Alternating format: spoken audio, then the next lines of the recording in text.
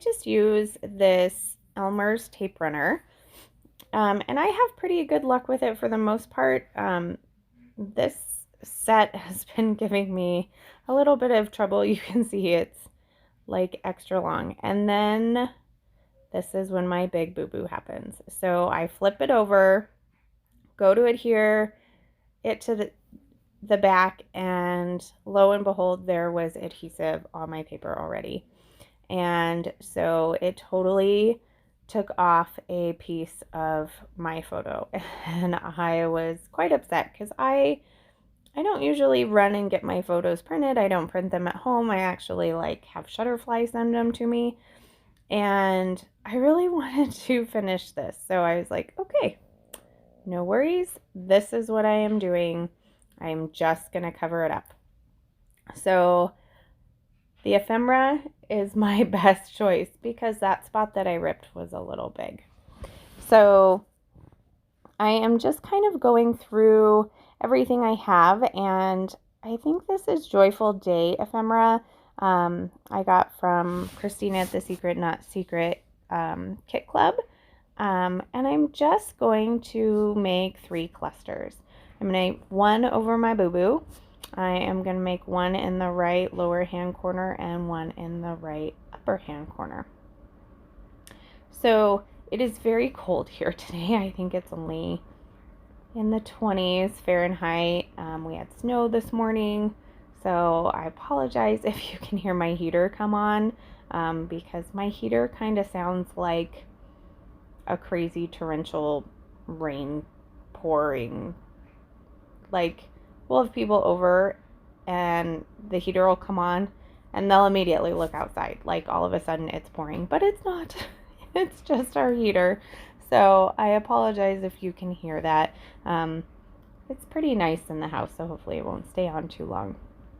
So I am adding a few of these wood veneer decorated pieces down there at the bottom in just kind of that blue and purple color. I'm going to adhere everything down, and so while I'm doing that, I would encourage you to head over to Facebook to the Spread the Sparkle group and see what everybody is doing. The sparklers post in there, but there are so many amazing subscribers or members, I guess I should say, and their work is phenomenal. And every month we actually pick one to scrap lift, which is super fun.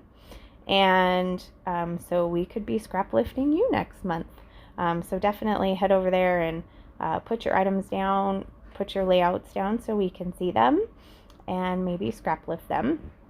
Also, head over to the shop and sign up for the newsletter if you're not, because there are so many good things in there. So it comes out every Sunday, and there's free cut files. Sometimes there's secret sales that only if you're a subscriber to the newsletter you'll see. So definitely head on over and sign up for that newsletter if you're not. I definitely look forward to my inbox every Sunday to see what's in there, because we don't always know what's in there. So it's still super exciting for us. There's also an Instagram page, and definitely check out the YouTube, the Spiegelmom Scraps YouTube, because we post all the time. So all kinds of fun stuff. I am just adding some finishing touches of a title that says congrats, and then those cute little leaves there. So I do have a couple of close-ups for you. I think I did add some Heidi Swap Gold Color Shine afterwards. But there is the sewing as well as the full layout. So if you want to get your hands on these sequins, you can use my code Crystal15 to save 15%. So remember to wear your crown, and we'll see you next time. Bye! Hey everyone, it is Crystal with Pineapple Papers, and I am up on the Spiegelmom Scraps channel today, And I have these fun pictures of my daughter at her dance competition, and it's very purple.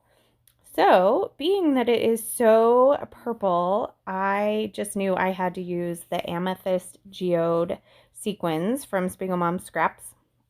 And so I was searching through my collections, trying to figure out which collections had pretty purple in it. So I believe these collections are Indigo Hills, either one or two, and there might be some Joyful Date in there as well. So I didn't want the purple to be too much of the background because I wanted the pictures to shine. So what I decided to do was to pick this leaf paper, and I'm actually going to stitch the sequins on all of the stems. So I don't make you watch all of it, but I do kind of show you how I get started. And so I just use washi tape, and I usually use 3 strands of embroidery floss. And in this particular case, I am not going to put a sequin on every hole. I'm kind of doing every other hole depending on how long the stem is and where the leaves get in. And I just use a simple back stitch to secure them. So I will show you some close-ups of that as well. So this sequin mix is beautiful. It has purple, it has some pretty blues in it. And so I'm going to use both of those.